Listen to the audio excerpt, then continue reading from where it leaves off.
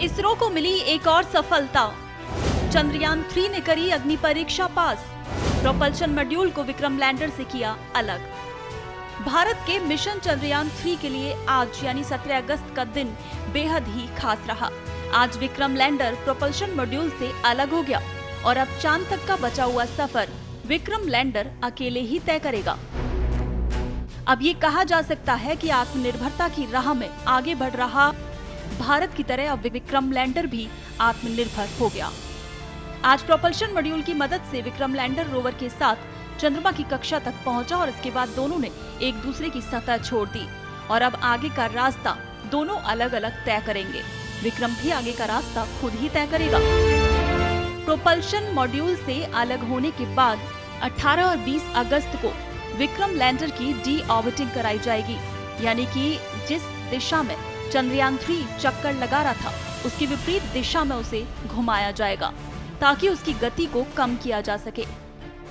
18 अगस्त की शाम को 1 मिनट के लिए लैंडर को थ्रस्टर को ऑन करके सही दिशा में लाया जाएगा और ये प्रक्रिया 20 अगस्त को भी दोहराई जाएगी। उसके बाद चंद्रयान 3 को गोलाकार कक्षा में लाया जाएगा और 23 अगस्त को चंद्रयान की चांद पर सॉफ्ट लैंडिंग कराई जाएगी।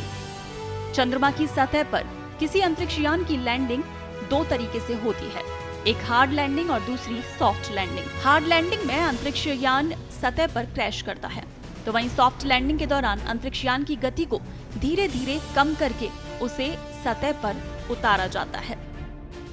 वैज्ञानिकों ने ये बताया है कि आज मॉड्यूल लैंडर को अलग करके चांद के ऑर्बिट में भेजा गया है और यहाँ से लैंडर खुद ही चांद की सतह तक का सफर तय करेगा और अगर सब कुछ ठीक रहा तो 23 अगस्त को दक्षिणी ध्रुव पर लैंड करेगा। इस दौरान प्रोपल्शन मॉड्यूल वहीं चक्कर लगाता रहेगा जहां से उसने लैंडर को अलग किया था और इसके बाद लैंडर जब चांद पर अपना काम शुरू कर देगा तब यही मॉड्यूल एक रिले सैटेलाइट का रूप ले लेगा और चंद्रयान 3 मिशन के लिए बेहद ही महत्वपूर्ण भूमिका अदा करेगा। आपको बता दें कि विक्रम लैंडर पर 7 पेलोड्स लगे हुए हैं जिनका अलग अलग काम है। ये पेलोड्स जो भी सिग्नल भेजेंगे वो इसी रिले सैटेलाइट को रिसीव होंगे।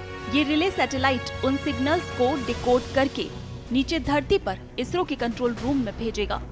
अगर इसे आसान शब्दों में समझें तो आज से प्रोपल्शन मॉड्यूल विक्रम लैंडर और धरती के रूप में संदेशों के बीच में ब्रिज का काम करेगा। इस लिहाज से प्रोपल्शन मॉड्यूल की भूमिका अब और भी महत्वपूर्ण हो जाएगी।